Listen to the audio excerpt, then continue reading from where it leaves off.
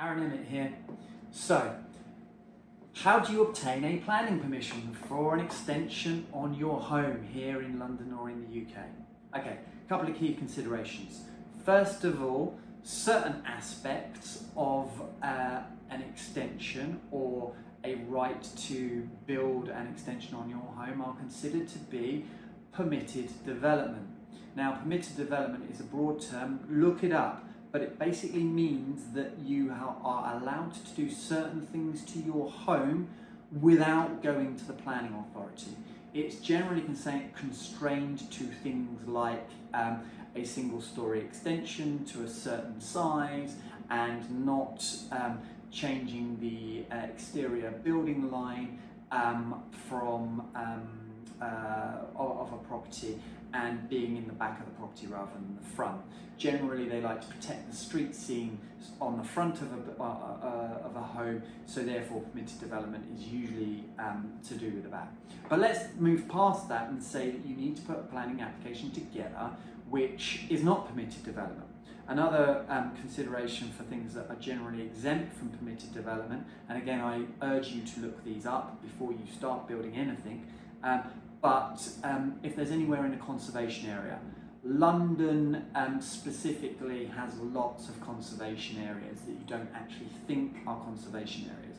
Conservation areas is different from heritage, but conservation areas are, again, to protect the style and the fabric of a building. We've got a lot of old Victorian buildings that are in the UK that have been built in the 1870s, etc., and are over 150 years old. They're still here, and they are considered to be of architectural interest, so they fall into conservation areas. So you need planning permission. So what's the next step to get planning permission?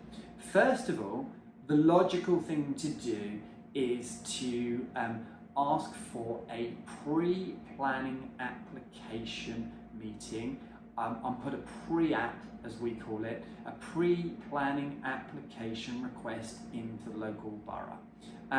This is a relatively cheap way to understand if what you're actually planning to do is in line with the councillor's expectations. So a pre-app, they generally cost you money, so you need to engage with some form of an expert to get some drawings together and your initial narrative to what you want to do.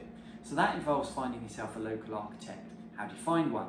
The easiest way to do that is to find an architect that's recommended by a friend, or go to the planning portal and see an architect, find an architect that's done a planning application that's similar to yours. So if it's an extension and your neighbours have one, or 3 streets down there's been a similar development, see if the architect, see if you can track the architect down. It's all on the planning portal, it's there and it's ready, and you can find the architect's details. They would be the type of people that would assist you.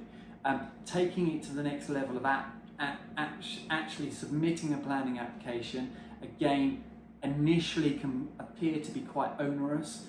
You need to submit things like a design and access statement, which is effectively designing and telling the planning authority what you want to do. You need to have scale drawings, and again, these are all things that your architect is going to help you with. Once you've got that planning application, then of course you can move on to the building of it.